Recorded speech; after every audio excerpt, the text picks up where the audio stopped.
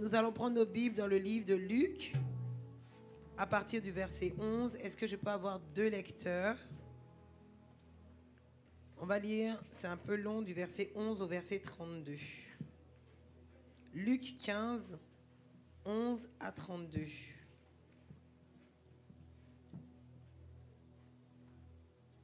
Ok. Le premier lecteur va lire, ils sont combien? 2, ok. Du verset 11 au verset 20 et l'autre 21 à 30. Ok, on y va.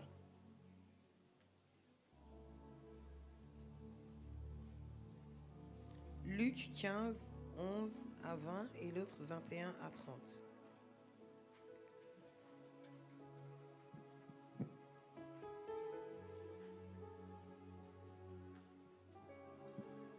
Ok, c'est aussi affiché. On y va.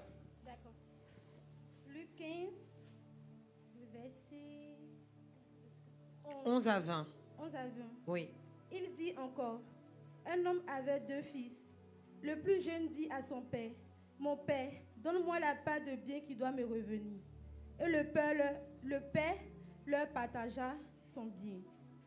Peu de jours après, le plus jeune fils ayant tout ramassé, partit pour un pays éloigné, où il dissipa son bien en vivant dans la débauche. Lorsqu'il eut tout dépensé, une grande famine survint dans ce pays, et il commença à se trouver dans le besoin. Il alla se mettre au service d'un des habitants du pays, qui l'envoya dans ses champs garder les pousseaux. Il aurait bien voulu se rassasier des carouges que mangeaient les pousseaux, mais personne ne lui en donnait. Étant rentré en lui-même, il se dit, combien de mercenaires chez mon père ont du pain en abondance, et moi, ici, je meurs de faim.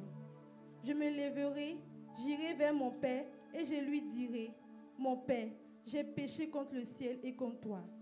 Je ne suis plus digne d'être appelé ton fils. Traite-moi comme l'un de tes mercenaires.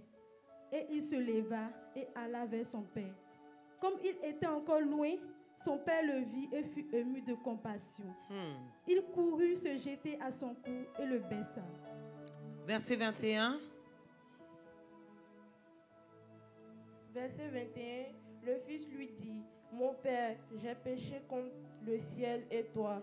Je ne suis plus digne d'être appelé ton fils. Verset 22, mais le père dit à ses serviteurs, apportez vite la plus belle robe et revêtez-le, mettez-lui un anneau au doigt et des souliers aux pieds. Verset 23, amenez-le veau gras et tuez-le.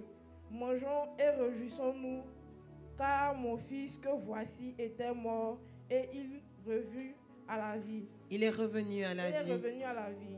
Il était perdu et il est retrouvé. Et il commençait à se réjouir. Verset 25.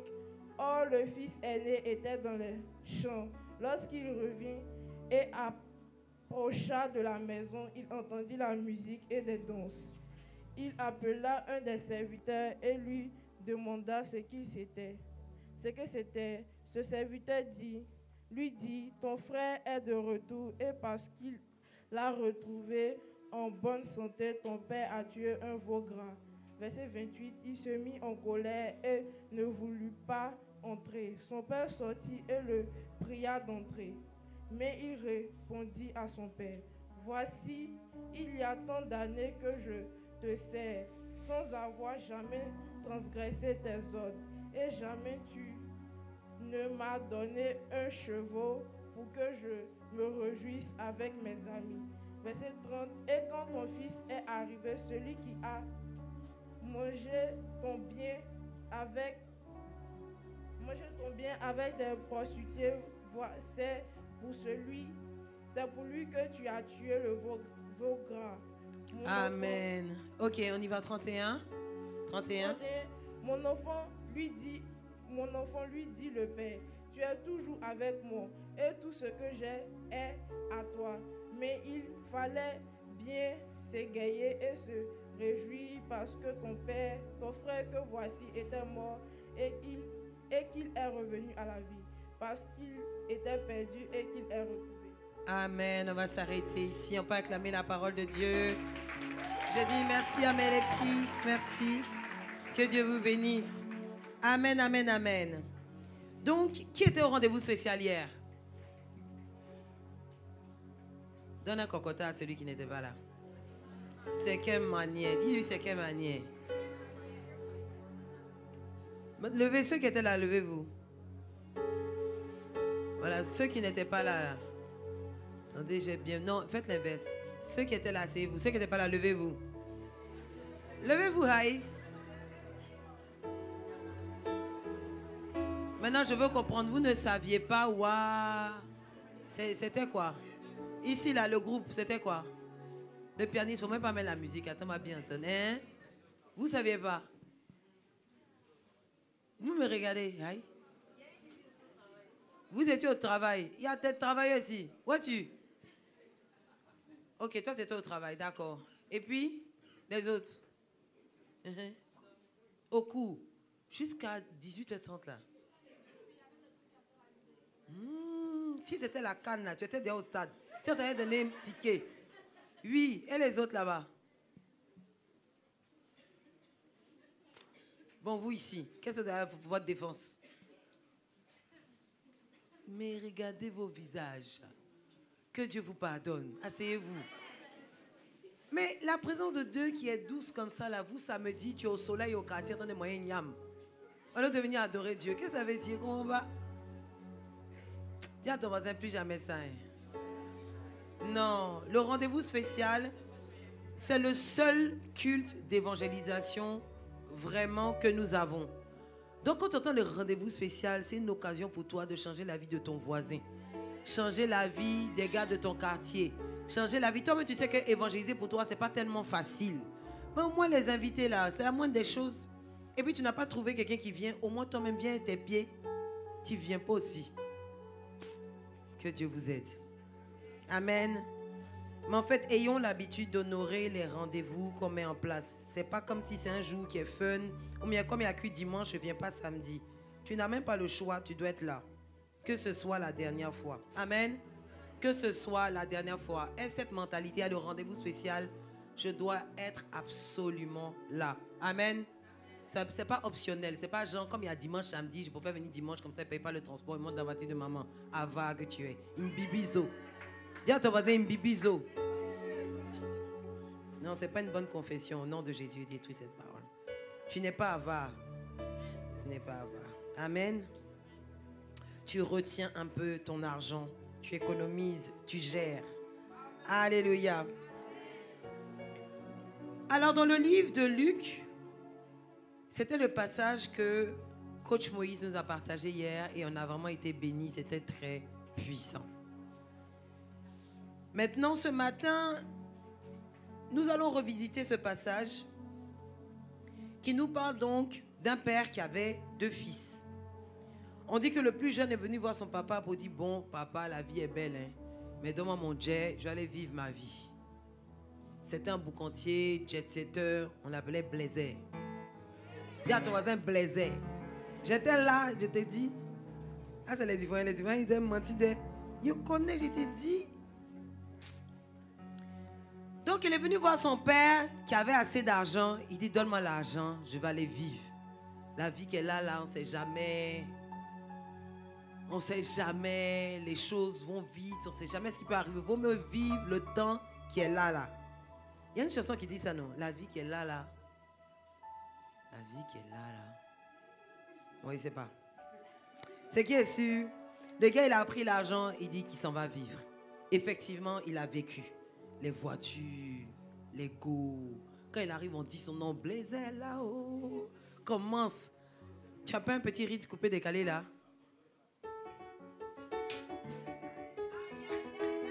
Blazer là, c'est fort, c'est fort. Hey! Quand il arrive là, oh! Hey! Il commence à danser en même temps. Il commence à partager l'argent. On l'appelle le maïsien. Mais quand il arrive, il fait la magie à son argent. Il te donne un peu ici, il te donne un peu là-bas. Amen. La vie était sucrée. Dis à ton voisin sucrée. Mais tu vas manger sucre car tes dents seront pourries. Dis à ton voisin, tes dents seront pourries. Donc c'est comme ça que le verset nous dit qu'il gaspilla sa fortune en vivant dans la débauche. Vous savez, souvent la débauche là, genre c'est quand même assez... On c'est chic quoi. Il y a un truc dans la débauche. Quand tu arrives pas, non, mettez le son. Mettez le son. Mon fils, tu as su ton téléphone en plein culte, que fais-tu?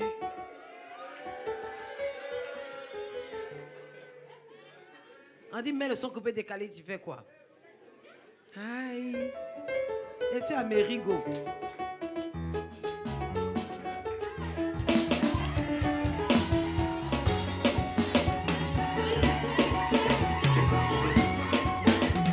Vous sentez que c'est une certaine atmosphère. C'est-à-dire que quelqu'un il descend dans la voiture même. Tu vois, c'est un genre que... Voilà. Quand tu le vois là, tu dis, il blaisait le vieux. Entre les petits, hein. Mais tellement il a l'argent, on appelle le vieux. Les tontons des boîtes de nuit, là. Il voit le petit là, oh mon vieux. Entre il est petit, mais comme il a l'an, tu vois, c'est un genre. Et puis tu vois, tu te rends compte que il y a les sons en boîte là, les baffes là. Bouf, bouf, bouf, bouf, bouf. La boisson, les gens sont jolis. C'est un peu intéressant, n'est-ce pas? C'est intéressant? Non, coach, c'est pas intéressant. Amen. Mais avouons que c'est un certain look. C'est bien, c'est la joie ou bien? Il y a la joie ici. Et il était dans la joie. Maintenant, une certaine joie que la Bible appelle la débauche. La débauche, la débauche. Voilà, dis-lui que si tu es dans ce genre de joie-là, écoute la suite du passage. Vous savez ce que j'aime chez Satan, il ne gâte jamais son nom. Il reste fidèle à lui-même. Voilà, il t'entraîne dans les voies de la débauche et il t'emmène dans les chemins de la souffrance. Voilà, c'est ça qui est bien, lui, il ne gâte pas son nom. Donc alors qu'il était dans sa musique coupée, décalée, le blaiset, le grand, le dur, le fort, le maïsien, tout d'un coup, l'argent est fini. Mais tu ne travailles pas. Toi, c'est toi qui sais distribuer ce monde, tu ne sais pas fabriquer l'argent, toi tu distribues. Au bout d'un moment, c'était compliqué. On dit que c'était mou. C'était un peu mou sur lui. Donc, qu'est-ce qui se passe? Blaise dit, ah! On dirait commencer à travailler hein, du côté de Yopougon là-bas à l'époque, tout ça. Je vais aller essayer de me faire un peu des argents. On dit, il alla au service des habitants du pays. Tu n'as jamais travaillé. Tu n'as jamais travaillé. C'est dans la galère là que tu connais rendre service, comme disent les Camerounais. On dit, tu connais faire, ah, tu connais chanter, tu connais travailler. C'est comme ça qu'ils parlent, parce qu'ils sont un peu anglophones. Comme en anglais, on dit, I know how to work. Ils vont dire, tu connais faire. Bon, bref.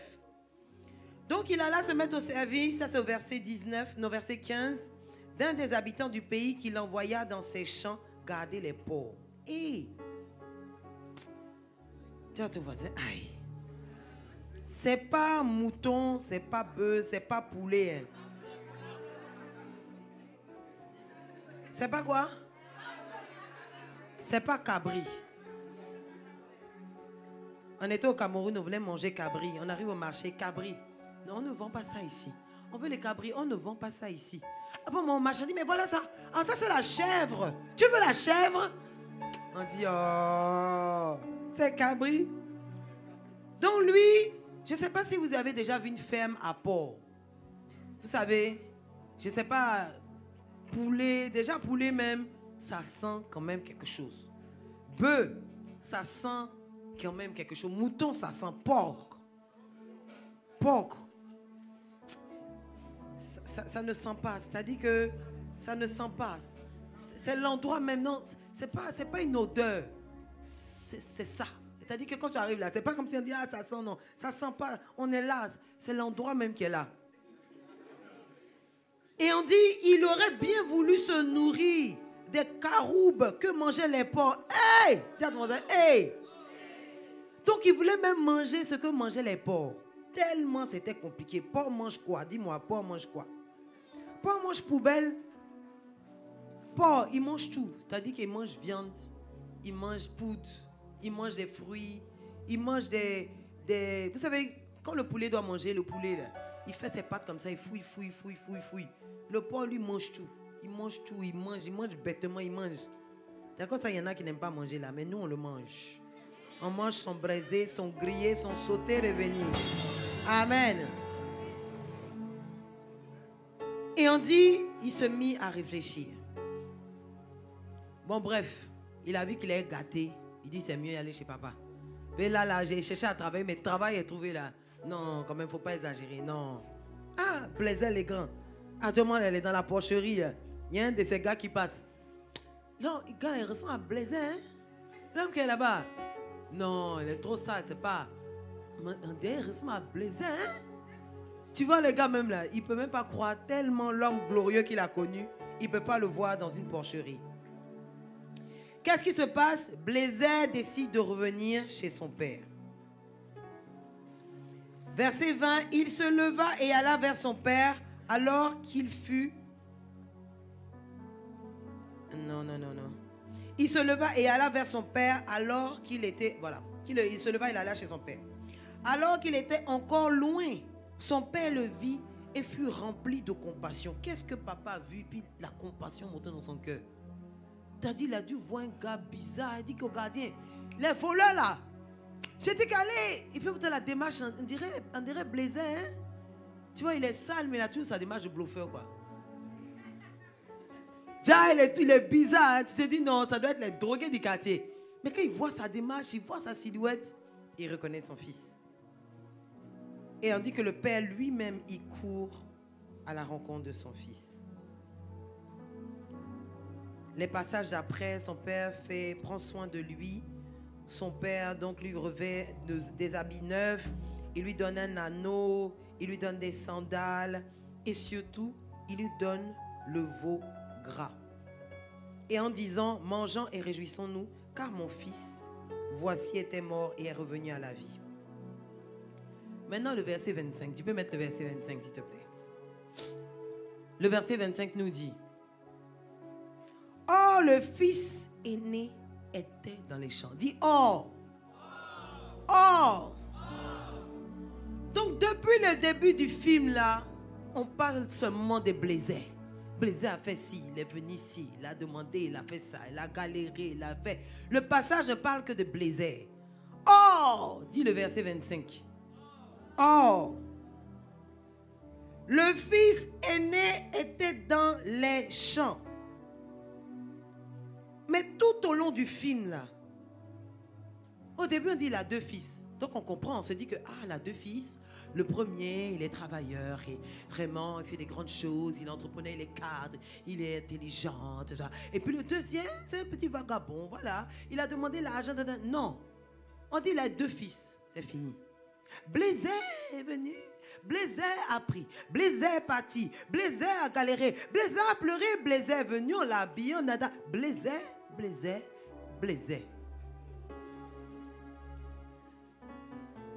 Vous savez,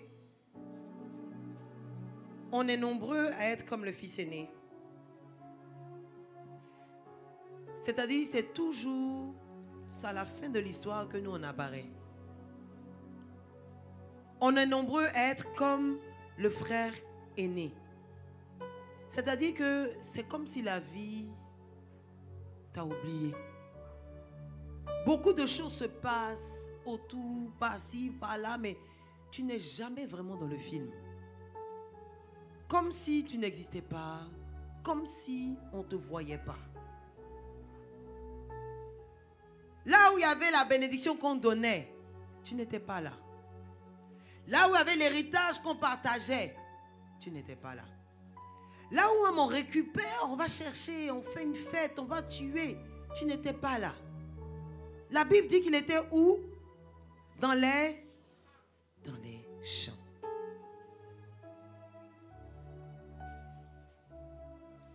Tu peux te sentir comme le frère de Blaise. Tu as l'impression d'être dans les champs. Ça veut dire que tu n'es pas dans le film en fait. Beaucoup de choses se passent à l'église, beaucoup de choses se passent, mais tu n'es jamais dans le film. Quand on raconte le film, tu n'es jamais là. On raconte témoignage, tu n'es pas dedans. Quand on veut faire les projets, tu n'es jamais dans les projets. On fait les choses, c'est comme si tu es là, mais on ne te voit pas. Tu es présent, tu vis, mais une vie un peu transparente, insipide, sans goût, comme si tu n'existais pas. Souvent, même dans ta propre maison, on ne te calcule pas. Tu es là, tu n'es pas là. Tu es malade, tu n'es pas malade. Tu as l'argent, tu n'as pas l'argent. Tes habits sont finis, tes chaussures sont gâtées.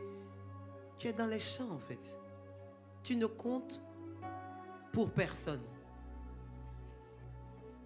Comme oublié, comme mis de côté. Le verset 26 nous dit que le grand frère appela un des serviteurs et lui demanda « Qu'est-ce qui se passe ?» Parce qu'il a entendu dans des airs de fête, il demande « Qu'est-ce qui se passe ?» Le fait d'être mis de côté, oublié, ignoré, qu'est-ce que cela crée en toi? Comment tu te sens? Qu'est-ce qui se passe dans ton cœur?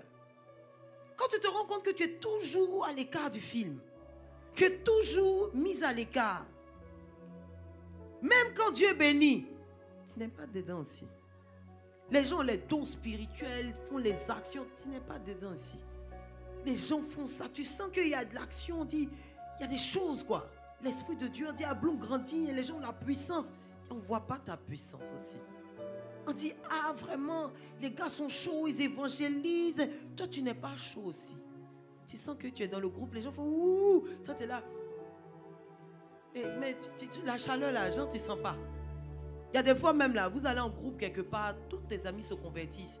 Ils sont bouleversés par la présence de Dieu. Toi seul, tu es assis. Ils sont bouleversés, mais et moi?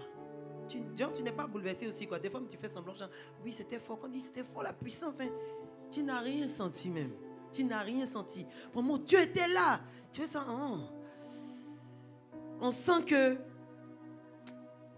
c'est compliqué. Le grand frère va vers le serviteur, comme pour écouter les bruits de couloir, comme pour savoir, c'est qu'il ne va pas voir le père, il ne va pas à la maison pour regarder, ah, qu'est-ce qui se passe? Il écoute les bruits de couloir. La meilleure façon de se faire ponériser. Qui sait ce que ça veut dire ponériser? Ponériser, c'est entendre un propos qui est capable de corrompre tes pensées. Ça veut dire que tu es là, toi-même, tu te poses des questions sur toi-même. Est-ce qu'un jour tu vas réussir? Est-ce que toi-même, les gens croient en toi? Est-ce que tu as des talents? Tout ça. Et tu vois des gens qui sont en groupe en train de parler. Et quand tu vas écouter, on dit ouais, non, on est en train de discuter sur vraiment les critères de gens. On sait qu'ils vont réussir quand on voit les critères. Et quand on cite les critères là, c'est comme si on te disqualifie. À chacun des critères, on te disqualifie. Au point où quand tu écoutes, tu sais que tu n'es pas dedans aussi. Il ne s'agit pas de toi. Être ponéré, c'est quelqu'un qui se pose des questions sur sa propre apparence. Tu te dis, ah vraiment moi, je ne sais pas pourquoi Dieu m'a fait grosse et puis claire. Moi je voulais être un peu mince, noire. Et puis maintenant tu vas regarder un documentaire qui va te ponérer. Oui, en ce moment les femmes les plus belles, effectivement, c'est les femmes sveltes, noires, longs cheveux. Quand on cite là, tu sais que tu n'es pas dedans aussi. Tu as dit que tu sais que tu n'es pas dedans aussi. Ça, c'est se faire ponérer. Se faire ponérer, c'est tu es là, tu écoutes une conversation de tes tantes. Et puis qui dit, ah, le préféré même de papa là même là, c'est David. Parce qu'en vérité là même, Stéphanie même, elle n'avait pas prévu. Hein? Stéphanie, attends, c'est toi Stéphanie. Hein? Et puis tu es là, tu es à côté en train de manger. Non, Stéphanie, on ne l'avait même pas prévu. Parce qu'elle avait prévu d'avoir 2 enfants. 2 enfants. Puis elle est venue dans l'enfant des vieillesses. Elle a bouleversé ses parents. Depuis elle est née là même, non plus d'argent. Tout ça là, tu es en train d'écouter ça. Et tu as dit que tout ça, et puis le diable prend ses pensées. Et puis commence à ruminer en toi pour te dire que tu vois, en vérité là, dans la famille, tu es un boulet. Tu n'es pas la personne qu'on attendait. C'est toi qui as mené le malheur dans la famille. Toi-même, tu es né pourquoi? Tu sais à quoi? Qu'est-ce que Dieu va faire avec toi-même? Toi-même, tu es inutile dans ta vie. Tu n'as pas de valeur. Et les pensées commencent à te ponériser. Être ponérisé, c'est ça. Ça vient du terme ponéros. Plutôt que d'avoir des semences qui viennent de Dieu, que tu entends des semences qui commencent à envenimer tes propres pensées. Et le frère, plutôt que d'aller voir ce qui se passe à la maison, lui, il s'arrête et puis il demande au serviteur. Mais qu'est-ce qui se passe là-bas? J'entends la musique là. Et puis le serviteur qui dit, ah oui, ton frère est venu. Et puis on a tué le veau gras. Et puis on lui a donné ça. Et puis on lui a donné ci. Le fait de parler au serviteur montre encore combien ce frère, combien il était encore loin de la grâce. Loin de tout ce qui se passe, loin des ambiances, loin de la réjouissance. Il en était encore loin. Le verset 28 nous dit, le fils aîné se mit en colère. Et tu n'es pas béni aussi. Tu ne fais pas partie des personnes pour qui on se préoccupe. Tu restes toi-même une attitude de rester loin de la grâce. Et puis tout d'un coup, ton cœur se met en colère. Tu commences à ressentir de l'amertume, de l'aigreur. Tu es à l'église, hein, mais tu es amer. Tu es là, quand on acclame, tu acclames. Quand on adore, tu adores. Mais en vérité, là, tu as de l'amertume en toi. Le verset 29 nous dit, voilà tant d'années que je suis à ton service, sans jamais rien demander. Le frère qui parle à son père. Sans jamais désobéir à tes ordres. Et jamais, jamais tu m'as donné même le petit cabri maigre pour dire que tu vas me donner le veau gras. Tu n'as jamais fait de fête pour moi, ni pour mes amis. Il est rentré dans la phase où il est capable même de parler à Dieu et de se plaindre à Dieu. Tu es aigri. Tu es amer, tu te sens seul, tu te sens délaissé. Tu murmures en toi-même. Mais après un moment, ce n'est pas seulement que des murmures, tes prières. Tu parles mal à Dieu. Dieu, tu lui parles mal quoi. Dieu, tu as foutaise. Moi aussi, là, je me suis préservé. Moi, je suis là. J'ai dit que je ne vais pas connaître garçon, quoi. Puis voilà, quand il s'agit de fiançailles, c'est Djanjou Tang qui a donné sa vie avant-hier là. C'est elle qui est fiancée. Et le frère en question, lui, il a dit à son père que je ne t'ai jamais désobéi. La preuve, pendant que l'autre est en train de fêter, moi, je suis dans les champs. Et il y en a beaucoup qui recherchent la grâce de Dieu au travers des actions. Tu te dis que si tu pries longtemps, si tu fais les choses bien, même auprès de tes amis, des fois on ne t'aime pas, mais tu te dis, ah, en tout cas, tu sais que en tout cas, tu ne vas pas les frustrer. Les gars sont en train de fumer, les gars sont en train de boire, mais bon, toi-même tu n'aimes pas ça, mais comme tu ne veux pas que les gars soient bizarres avec toi, tu fais des concessions, tu essaies de faire les choses bien selon toi. Malgré ça, on n'aime pas ta tête. Quand les gars font leur plan, ce n'est pas toi on vient chercher. Malgré tes efforts, tu es toujours comme un peu mal aimé.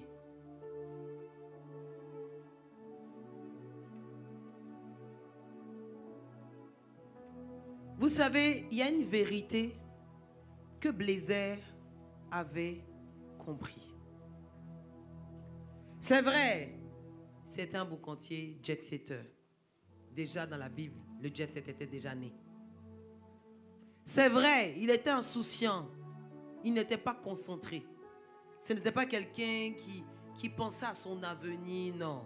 Il vivait au jour le jour, faisait ce qu'il voulait. Mais le principe que Blazer avait compris, c'est que son père, c'est son papa. Même s'il demande quelque chose de complètement... Parce que tu as quel âge et puis tu as demandé ton héritage et puis tu fais quoi même? Tu as déjà quel projet puis je vais te donner l'argent.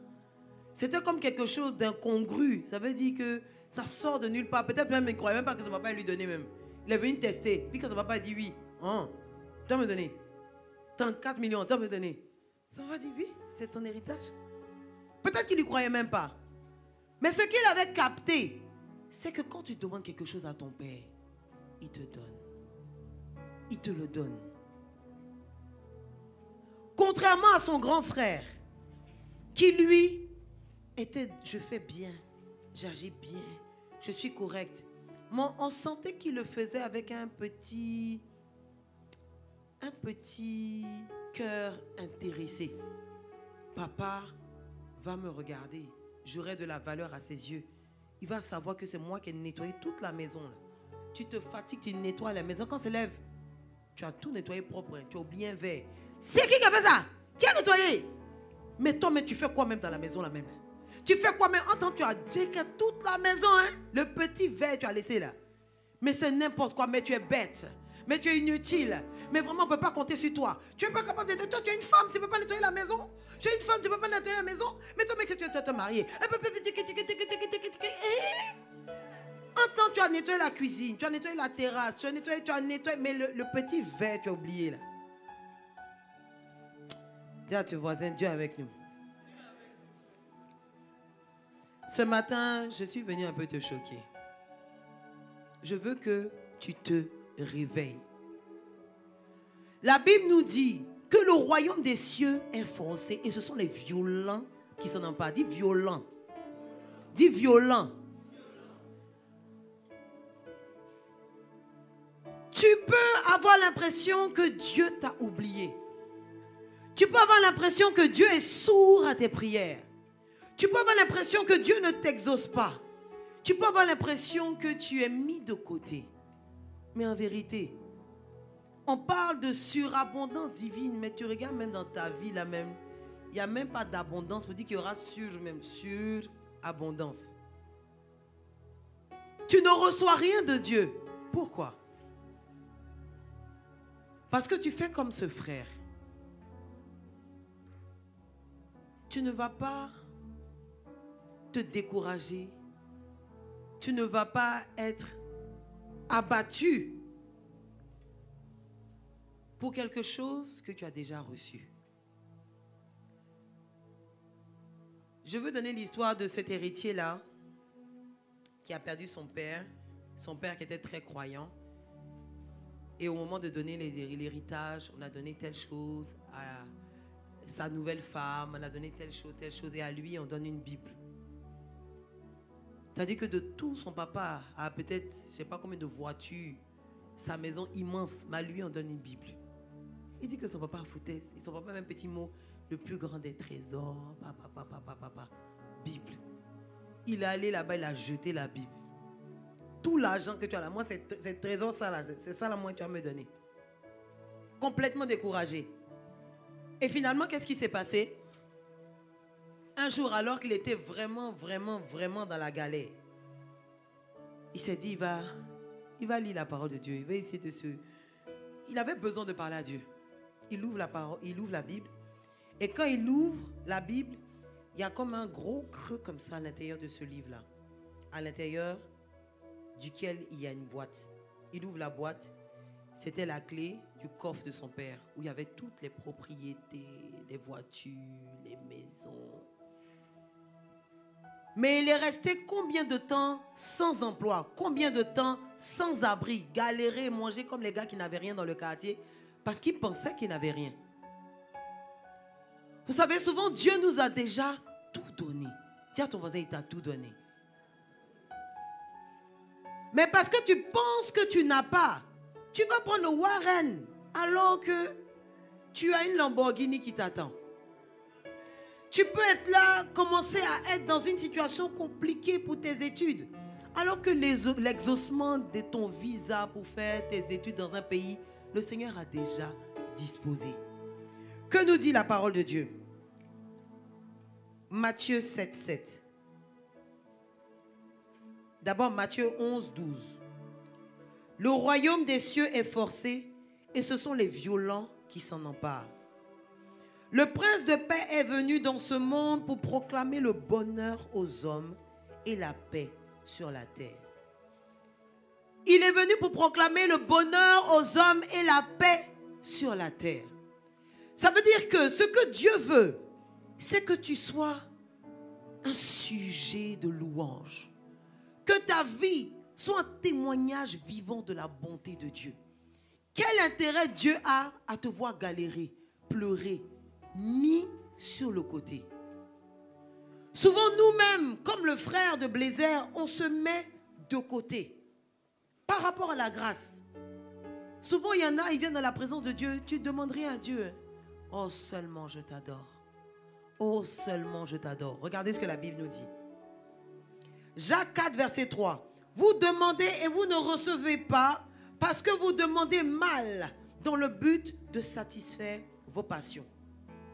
Une fois, je faisais un enseignement biblique avec mes enfants et je parlais de la puissance de Dieu. Dieu peut tout. Dieu est puissant. Dieu est fort. Dieu a des capacités extraordinaires, surnaturelles. Ils disent, ah bon? Donc si je lance les lunettes et puis je dis feu, le feu va sortir normalement. Si je lance la bouteille et puis il dit que feu.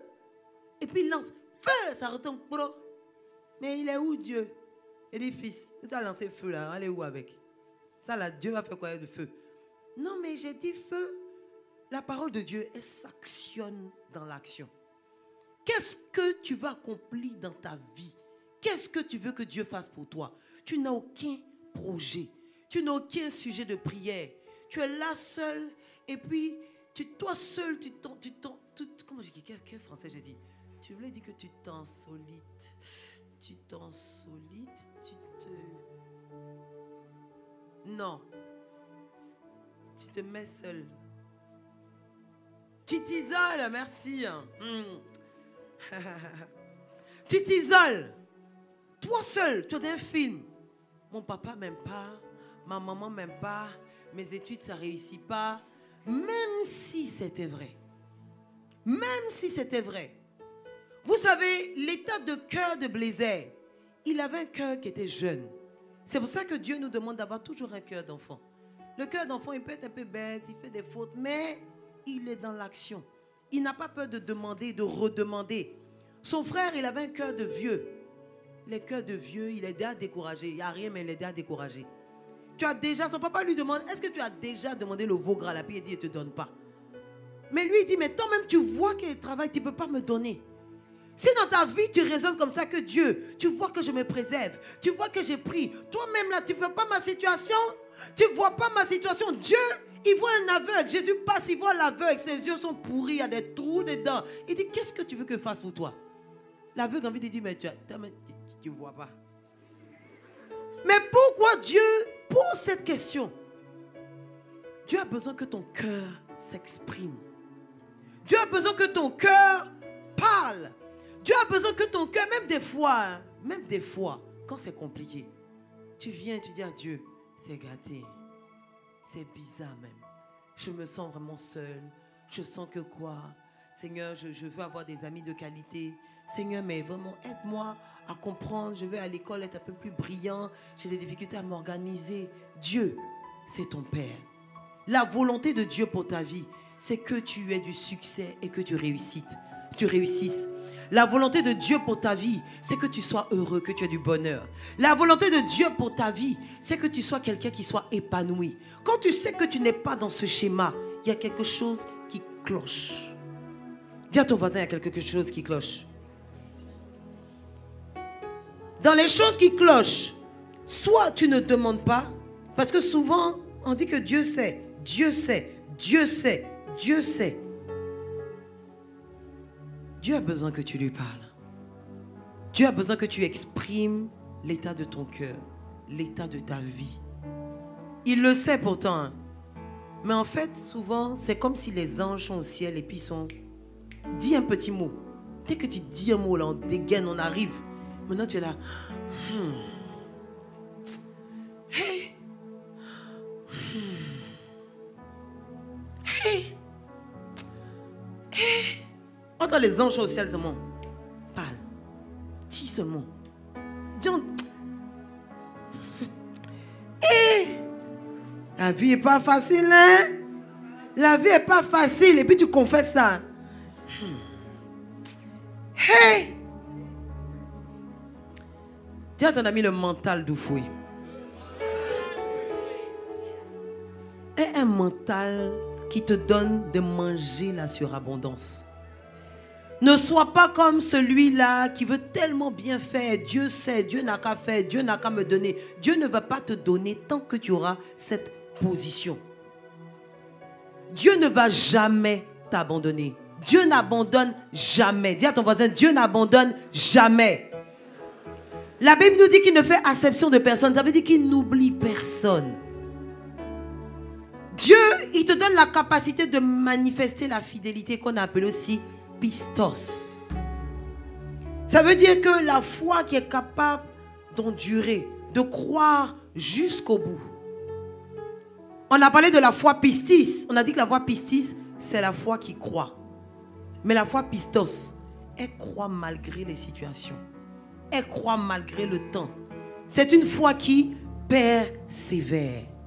Tu vas te tenir debout, on va prier. Qu'est-ce que tu traverses dans ta vie?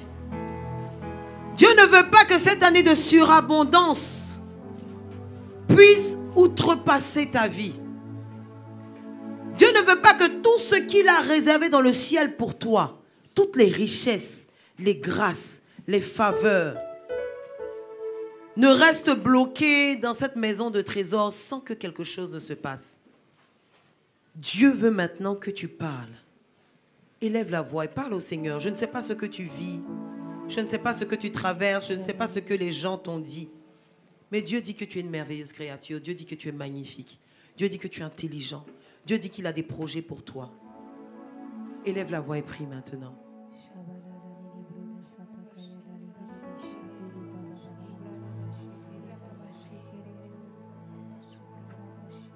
Élève la voix et prie maintenant. Dis Seigneur, je suis là. Entends la voix de mon cœur. Entends la voix de mon cœur. Tu m'as dit demandez, vous recevrez. Seigneur, je veux te parler de ma situation. Je veux te parler de ce que je vis. Je veux te parler de ce dont j'ai besoin. J'ai besoin de toi. J'ai besoin d'amis. J'ai besoin que tu prennes soin de moi. Je veux changer ma garde-robe. Seigneur, je veux changer de look. Seigneur, je veux changer d'école. Seigneur, je veux voyager. Je veux passer un bon temps de vacances dans un autre pays. Seigneur, je veux expérimenter quelque chose de nouveau. Seigneur, je veux apprendre un instrument de musique. Seigneur, je veux savoir chanter. Seigneur, je veux découvrir des choses nouvelles. Seigneur, je veux me déployer spirituellement. Seigneur, je veux que tu entres dans ma vie.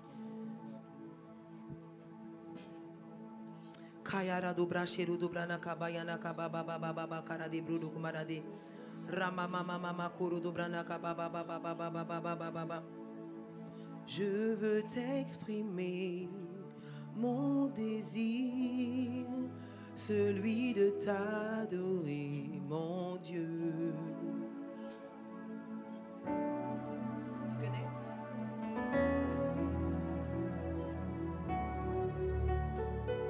Je veux exprimer mon désir, celui de t'adorer, mon Dieu. Comme un étendard, tu es. Comme un étendard, tu es. Comme un étendard, tu es. Comme un étendard, tu es. Comme un étendard, tu es.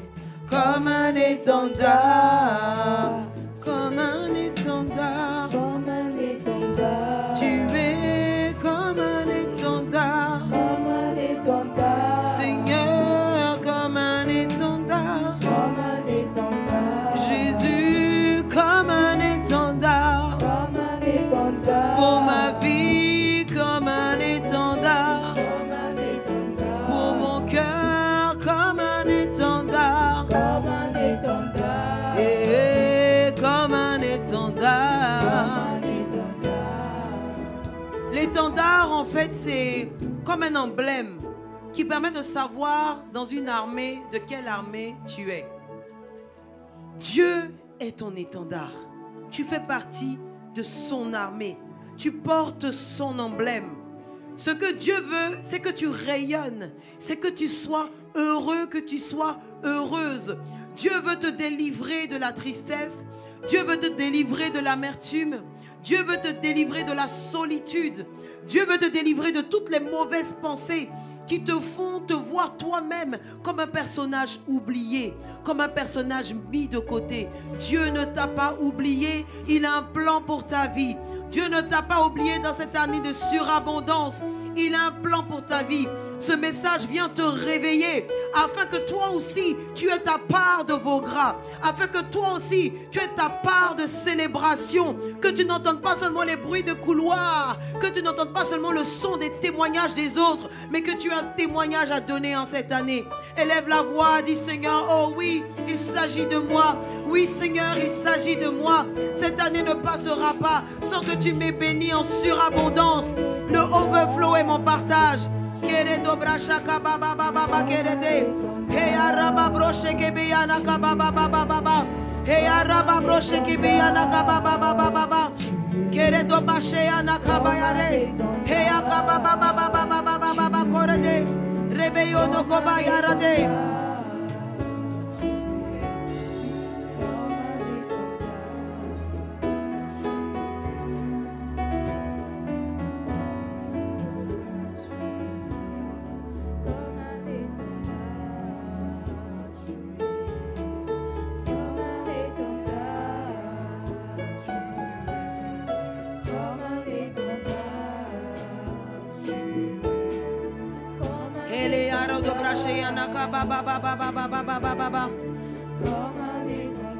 Alléluia. Si tu es là dans cette salle et que tu te vois comme ce grand frère, j'aimerais que tu lèves les mains, je veux prier pour toi, afin que Dieu te localise, que tu ne sois jamais en retard, que tu ne te sentes jamais délaissé, mais que Dieu vienne intervenir maintenant dans ta maison. Que Dieu vienne intervenir maintenant dans ta maison. Reboyana kababro loko baba baba baba baba. Helea baba baba baba baba baba korodo brache anaka baba baba karade. Hey araba broche kebeyana kabayana kababa bayana. Hey Seigneur, maintenant tu changes toutes choses. Tu bouleverses les situations. Ce que le diable a voulu semer comme pensée est arraché dans le nom puissant de Jésus. Mais tu opères maintenant. Tu opères maintenant une révolution dans sa mentalité. Au nom de Jésus.